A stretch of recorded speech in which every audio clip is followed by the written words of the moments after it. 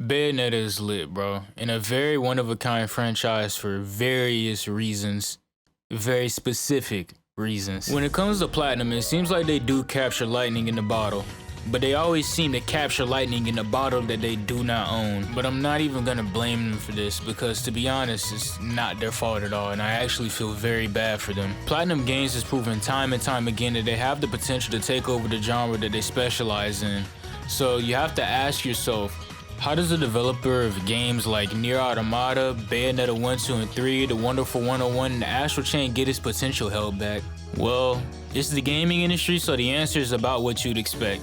A whole lot of bad timing, a whole lot of lack of funding, and a whole lot of incompetence and lack of foresight. When it comes to Platinum Games, they're kind of the studio Trigger of the gaming industry, but not in a good way at all. You know how Trigger drops those like amazing animes that have one season, like I think it was Little Witch, but they had a part 2. It was definitely B&A and Kill la Kill.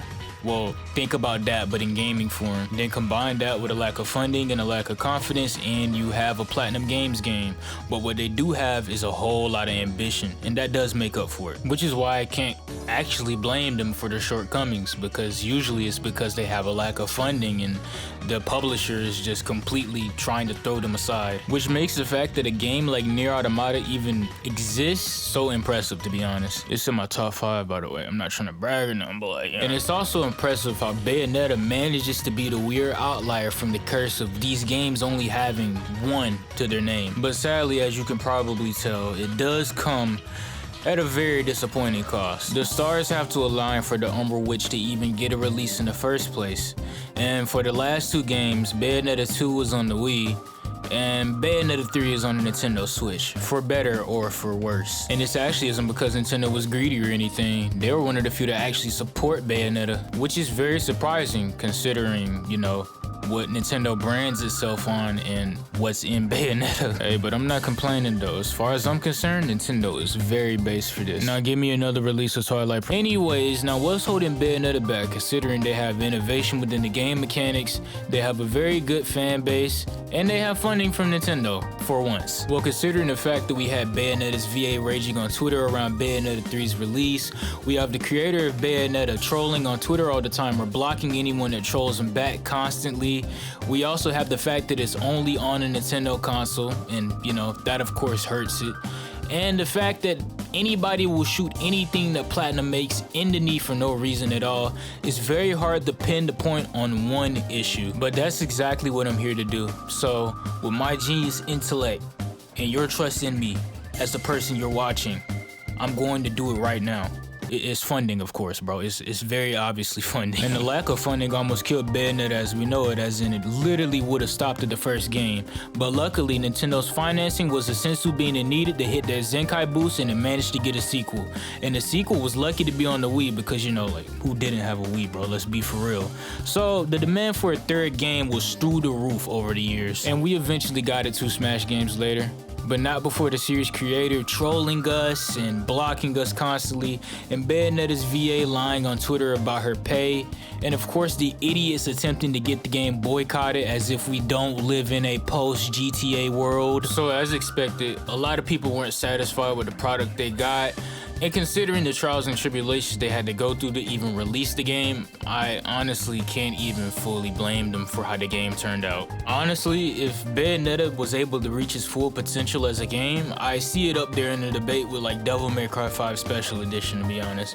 It had a lot of mechanics that differentiated itself from a lot of like action-oriented games in that style or genre. And to see a Bayonetta game reach its true potential would be a dream come true, to be honest, because like, let's be real, bro. Imagine like the time stop into the ABK, into the hey, I ain't gonna get too much into it, but bro, you could probably imagine. And I think Bayonetta 3 took a huge step in the right direction as far as mechanics, bro. Like the kaiju battles that you could have in the background while like fighting at the same time, that's amazing. That's innovative. That's crazy, bro. Which is why I say it's in the chrysalis state instead of it taking a step back from Bayo 2. because I can honestly see what they're morphing, but we just have to hope that we do get a 4th game at the end of this. And matter of fact, while we're on the topic of hoping we get good games and we're on the topic of platinum, I want to talk about something that still burns me. The fact that Astral Chain still doesn't have a sequel. And they had nerve enough to leave us on that cliffhanger knowing how platinum rocks, bro. Come on, bro, this is exactly why I called it Studio Trigger, bro.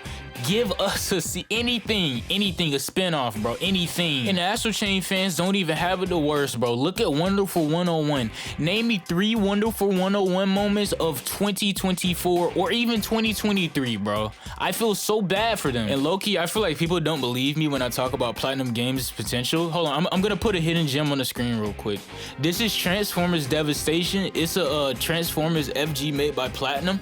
Imagine if this had a bigger budget, more eyes on it. Do you know how crazy a sequel would be? Matter of fact, while we're like talking about fan fiction, bro, imagine if Kill la Kill If was made by Platinum. Dude, like, okay, let me stop, bro. Let me stop, because I'm gonna go on a little rant, bro. I'm gonna go on a little like side mission. But you can see what I mean, right? Like, it's kind of sad, but at the same time, it puts a bit of hope in you.